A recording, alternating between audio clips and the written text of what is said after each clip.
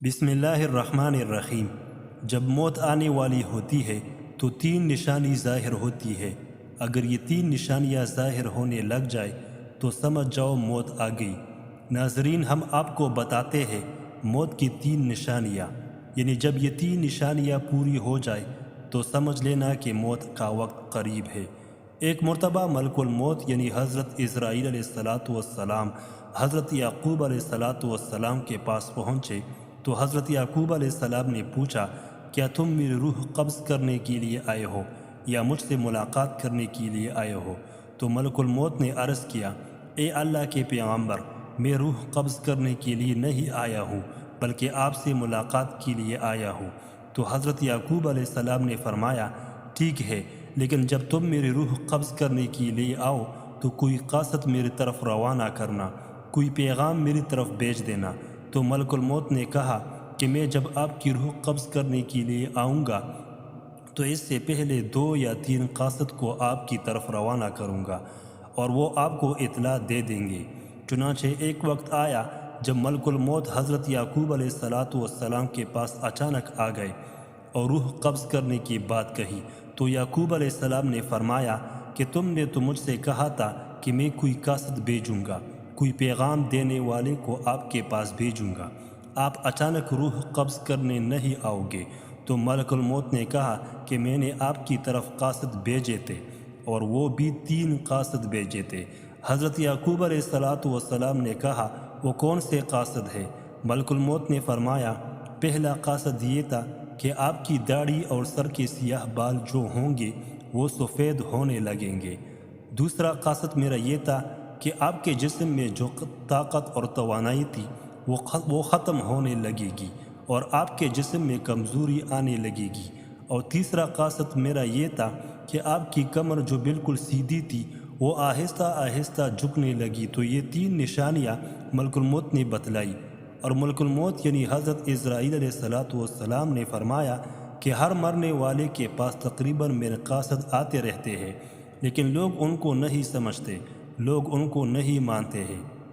اگر مرنے والا بندہ اپنی زندگی میں نیکی و تقوی میں مشہور تھا، پھر اس کی موت کے بعد اس کا چہرہ خوبصورتی سے چمک اٹھا، تو یہ ایسی علامت ہے جس سے اچھا تاثر لیا جا سکتا ہے اور اس پر خیر کی امید کی جا سکتی ہے۔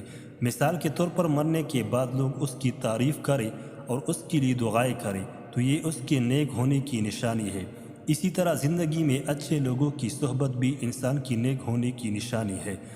حسن خاتمہ کے بہت سے اسباب ہیں جن میں اللہ کی اطاعت پر استقامت، اللہ تعالیٰ کے بارے میں حسن ظن، سچائی، پرہیزگاری، توبہ، موت کثرت سے یاد کرنا اور دنیاوی چاہتے مختصر کرنا، آخرت کی فکر اور نیکوکار لوگوں کی صحبت قابل ذکر ہے۔ موت سے چند گھنٹے پہلے ظاہر ہونے والی نشانیاں: بھوک اور پیاس کا مٹ جانا۔ جب جسم ایکسپائر ہونے کی بالکل قریب چلا جاتا ہے تو انسانی حاجات جیسے بھوک اور پیاس کی ضرورت محسوس ہونے بند ہو جاتی ہے اور لاغر جسم مزید توانائی حاصل کرنے کے لیے خوراک کی درخواست بند کر دیتا ہے، دیگر انسانی حاجات ختم ہو جاتی ہے۔ موت سے چند گھنٹے پہلے انسانی جسم پاخانہ اور پیشاب کی حاجت محسوس کرنا بھی بند کر دیتا ہے۔ یہ گویا نشانی ہے روح کے جسم کو چھوڑنے سے پہلے کی موت سے کچھ گھنٹے پہلے جسم درد سے کراہتا ہے اور اس پر خوف کی علامات بھی ظاہر ہوتی ہے، جس میں کپ کپی وغیرہ طاری ہو سکتی ہے۔ دل کی دھڑکن کا بے ترتیب ہونا۔ ساری زندگی خون کو پمپ کرنے والا دل کی دھڑکنیں موت سے کچھ دیر پہلے بے ترتیب ہو جاتی ہے اور نبض کو ہاتھ سے محسوس کرنا مشکل ہو جاتا ہے، اور یہ اشارہ ہے کہ یہ اعضاء اپنا وقت پورا کر چکے ہیں اور عنقریب بجھنے والے ہیں۔ موت کا عمل آخری سانس لینے سے 1 ہفتہ قبل شروع ہو جاتا ہے۔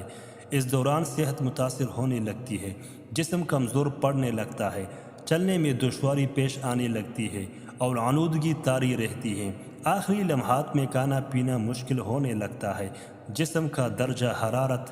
جسم کا وقت جب ختم ہونے والا ہوتا ہے تو آنکھوں میں آنسو چمکتے ہیں اور جسم کا درجہ حرارت گر جاتا ہے اور دوبارہ بحال نہیں ہوتا۔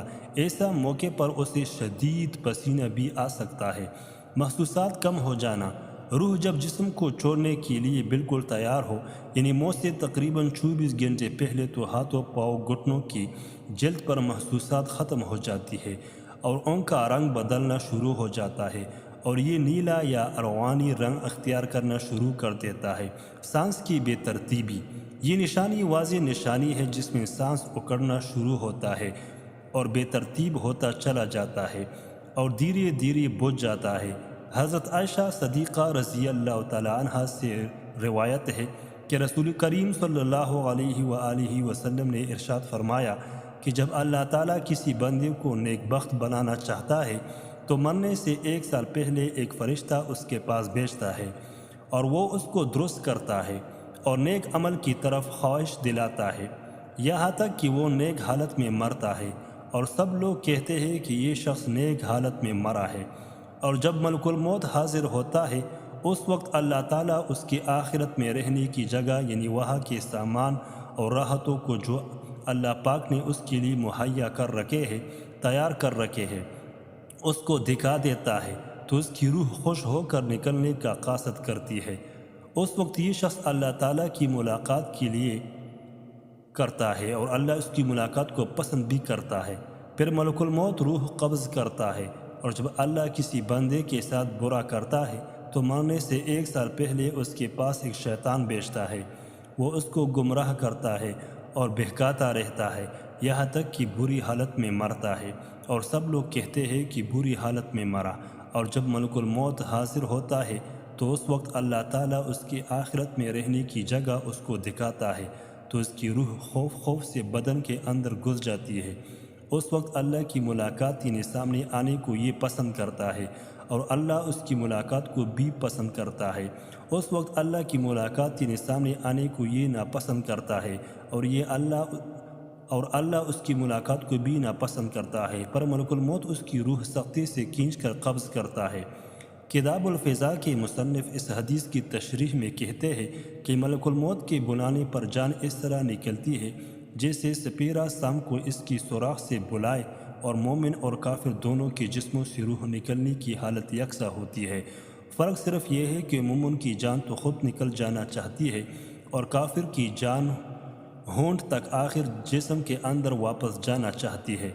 حضرت جابر رضی اللہ تعالیٰ عنہ سے روایت ہے کہ میں نے رسول اللہ صلی اللہ علیہ وسلم کو وفات سے 3 دن قبل یہ کہتے سنا کہ تم میں سے جو کوئی مرے تو اس حالت میں مرے کہ وہ اللہ تعالیٰ کی نسبت اچھا گمان رکھتا ہو، اللہ تعالیٰ کے ساتھ اعمال صالحہ سے پیدا ہوتا ہے۔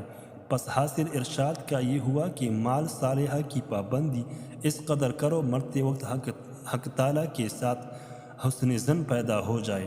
حضرت انس رضی اللہ تعالیٰ عنہ نے فرمایا کہ رسول کریم صلی اللہ علیہ وسلم نے ارشاد فرمایا کہ دیکھو تم میں سے جو کوئی مرے تو اس حالت میں مرے کہ وہ اللہ پاک کی نسبت اچھا گمان رکھے، کیونکہ اللہ سے اچھا گمان رکھنا جنت کی قیمت ہے، یعنی جس کو حق تعالیٰ سے حسن ظن پیدا ہو گیا وہ جنت میں چلا گیا۔ روایت ہے حضرت عمر رضی اللہ تعالیٰ عنہ سے نے فرمایا کہ رسول کریم صلی اللہ علیہ وسلم نے کہ جب اللہ تعالیٰ کسی بندے کو دوست رکھتا ہے، اس کو پسند کرتا ہے، شہد جیسی خوشگوار چیز دیتے ہیں، یعنی اعمال صالح اور اخلاق حسنہ کی توفیق عطا فرما دیتے ہیں۔ صحابہ نے کہا کس طرح شیرین کرتا ہے؟ آپ نے فرمایا مرنے سے پہلے نیک کام کرتا ہے یہاں تک کہ اس کی پڑوسی اس سے خوش ہو جاتے ہیں۔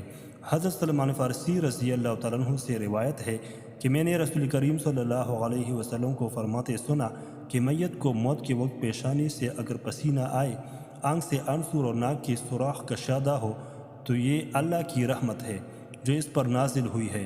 گلے میں آواز پلٹ کر کائی جیسا کہ جوان اونٹ کا گلا گھونٹنے سے آواز آتی ہے اور اس کا رنگ بدرنگ ہو جائے اور منہ سے جھاگ نکلے تو یہ اللہ کا غضب ہے۔ اللہ پاک سے دعا ہے کہ اللہ پاک ہم سب کو کہنے اور سننے سے زیادہ عمل کرنے کی توفیق عطا فرمائے، آمین۔